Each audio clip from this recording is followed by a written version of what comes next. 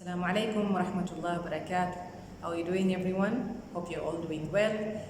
Today, alhamdulillah, it's the 23rd of Ramadan, and we are all, alhamdulillah, going on well. And I hope that all of you are also doing well, inshallah. Today's blog is going to be all about budgeting because I think we are in a time of the month where we think about Eid, preparation for Eid, what we have got to buy, how much we need, what is our spending requirements right now. So I think this is really the right time to create this blog for you, just to show you some of the tips that really worked for me in terms of budgeting and how to budget our spending properly, to be well organized. And I hope that you can find any of these tips useful or practical to you.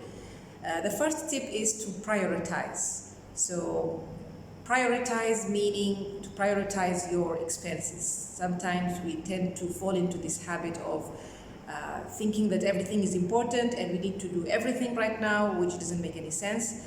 But to prioritize which expense is most important to you right now and which expense you can do it later, maybe in the following month or after 2 months.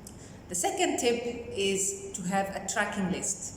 So what I mean by a tracking list is you create a table and you put in the table 3 columns.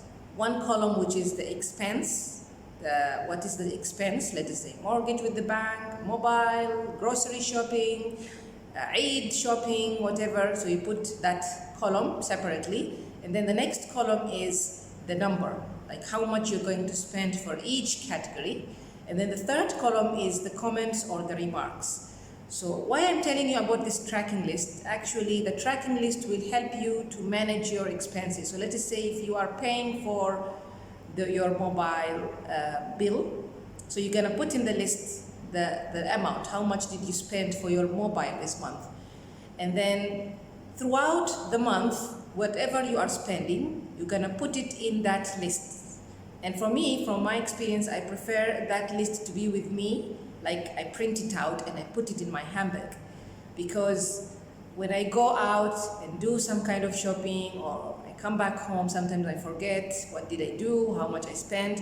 I go back to my tracking list and I check what I have done, how much did I spend, what happened throughout the week, so that I don't lose track of my financial spending or my financial plan, right? So I'm going to attach for you the list, the table, so that you can have an idea. You can modify it, change it according to your preference.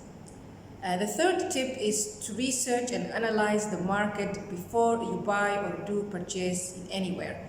So before you go and do shopping for Eid in Carrefour or in City Center or in Lulu, make sure that you have good information about the prices, so that you don't just go and spend lots of money unnecessarily if you could spend less in some other place, right? The fourth tip is not to copy other people's spending habits. So I think from my personal experience, we live in a situation where it is very, very tempting, especially if we have discounts in shops, sale, everyone is going to buy, and you will hear your friends or your relatives telling you, oh, there is a discount over there, and I went and I bought for my kids, it's very, very cheap, let's go.